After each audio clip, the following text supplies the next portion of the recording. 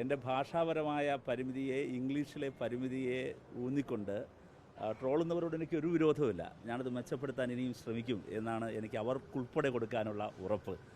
പക്ഷേ ഒരു കാര്യം, ഭാഷയല്ലല്ലോ കാര്യങ്ങൾ നിശ്ചയിക്കുന്നത്.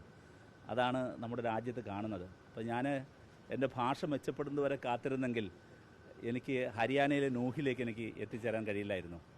എന്നോട് എൻ്റെ പാർട്ടി മണിപ്പൂരിലേക്ക് പോകാൻ പറയുമ്പോൾ മണിപ്പൂരിലെ ജനങ്ങളുടെ അരികിലേക്ക് പോകാൻ ഞാൻ ഭാഷ മെച്ചപ്പെടുത്തിയിട്ട് പോകാം എന്ന് കരുതി ഇരിക്കാൻ കഴിയില്ലല്ലോ. ഈ വാർത്ത അറിഞ്ഞുടനെ തന്നെ DYFIയുടെ സെൻട്രൽ കമ്മിറ്റി തീരുമാനിച്ച് പെട്ടെന്ന് അങ്ങോട്ടേക്ക് പോകണമെന്ന് ഞങ്ങൾ കൂടിയാലോചിച്ചപ്പോൾ എൻ്റെ ഭാഷ മെച്ചപ്പെടുത്തിയിട്ട് പോകാൻ മാത്രമേ എനിക്ക് കഴിയില്ലല്ലോ. അതുകൊണ്ട് സുഹൃത്തുക്കൾ, ആ പരിമിതി മനസ്സിലാക്കണം. ഞാൻ ചെന്നപ്പോൾ ഭാഷ അറിഞ്ഞുണ്ടെങ്കിലും അവരുടെ വിഷമത്തിൻ്റെയും സങ്കടത്തിൻ്റെയും ഭാഷ മനസ്സിലാക്കാൻ എനിക്ക് പ്രയാസം ഉണ്ടായിരുന്നില്ല. എൻ്റെ ഭാഷ മനസ്സിലാക്കാൻ അവർക്കും പ്രയാസം ഉണ്ടായിരുന്നില്ല. ഇംഗ്ലീഷൊന്നും അറിയാത്ത മനുഷ്യരാണ് അവർ. കന്നഡയിലോ ഇല്ലെങ്കിൽ വളരെ അവരുടെ റീജിയണൽ ലാംഗ്വേജ്, പ്രാദേശിക ഭാഷകളിലൊക്കെ സംസാരിക്കുന്ന എല്ലാ മനുഷ്യരുടെ മുമ്പിൽ അവർ ചിലരിനോട് പറഞ്ഞു, ആദ്യമായിട്ടാണ് അവർ ഒരു MP അടുത്ത് കാണുന്നതെന്ന് പറഞ്ഞു. അപ്പോൾ ഇന്ത്യയിൽ ജീവിക്കുന്ന ഒരുപടി മനുഷ്യർ, ചേരികളിൽ കിടക്കുന്നവർ, ഖവാലികൾ, പാട്ടുപാടി ജീവിക്കുന്നവർ. ചിലരോട് ഞാൻ ചോദിച്ചു, എന്താ നിങ്ങളുടെ ജോലി എന്ന് ചോദിച്ചപ്പോൾ ചില അമ്മമാർ പറഞ്ഞു, ഭിക്ഷ എടുക്കലാണ് ജോലി എന്ന് പറഞ്ഞു.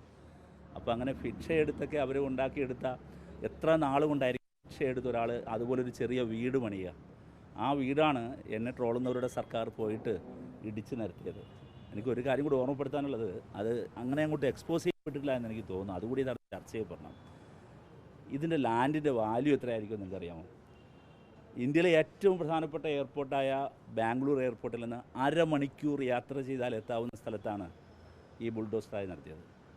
അപ്പോൾ ഈ മനുഷ്യരെ കുഴിപ്പിച്ച് പിടിച്ച ലാൻഡ് അതിൻ്റെ പിറകിൽ ആരായിരിക്കും? എത്ര വലിയ ശക്തികളായിരിക്കും? 2 കോളനികൾ ഒഴിക്കേണ്ട സ്ക്വയർ ഫീറ്റിന് വിലയുള്ള ബാംഗ്ലൂർ നഗരത്തിൽ ഈ വലിയ നരവേട്ട് നടത്തി മുസ്ലിം ദളിത് വിഭാഗങ്ങളെ ബുൾഡോസറായി നടത്തി അറ്റാക്ക് ചെയ്ത് മാർജിനലൈസ്ഡായ മനുഷ്യർക്ക് വേണ്ടി സംസാരിക്കാൻ, അവരെ കാണാൻ, അവരെ കേൾക്കാൻ പോകുന്നതിനിടയിൽ എൻ്റെ ഭാഷയെ മെച്ചപ്പെടുത്തി എല്ലാം ശരിയാക്കിയിട്ട് ഇതിനു വേണ്ടി ഇറങ്ങാൻ കഴിയില്ലല്ലോ. പക്ഷേ എന്തായാലും വന്ന കടുത്ത ട്രോളുകളെ പൂർണ്ണമായും ഞാനതിന് ഒരു വിരോധമില്ല. തീർച്ചയായും ഈ കല്ലേറുകൾ എൻ്റെ ഭാഷയെ മെച്ചപ്പെടുത്താൻ എന്നെ കൂടുതൽ വ്യക്തിപരമായി പ്രാപ്തനാക്കും.